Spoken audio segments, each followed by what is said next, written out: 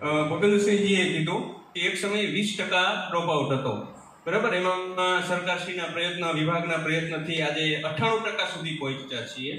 પણ હું જ્યારે કેનાલ રોડેથી પસાર થાઉં, નટરાજ પુલ નીચેથી પસાર થાઉં, ત્યારે જે મજૂરોના બાળકો છે, પછી ઉદ્યોગોની વાત થઈ તો ઉદ્યોગોમાં જે કામ કરતા મજૂરના બાળકો છે, એના શિક્ષણની ચિંતા આપણે કરવી જોઈએ.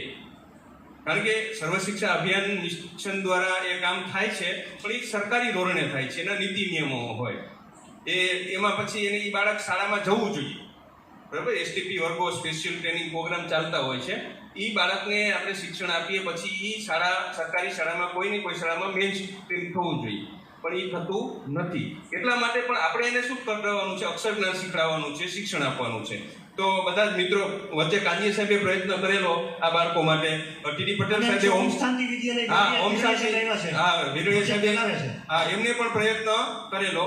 તો હજી પણ અમે સરકારી રીતે પણ પ્રયત્ન કરીએ અને આપણી દિનેશભાઈ, મુખ્ય આપણી ચર્ચાની વાત હજી છે, કારણ કે શિક્ષણ છે ને એ પાયામાં આવે છે. મોરબીના જે કંઈ પડકારો છે, મોરબીની જે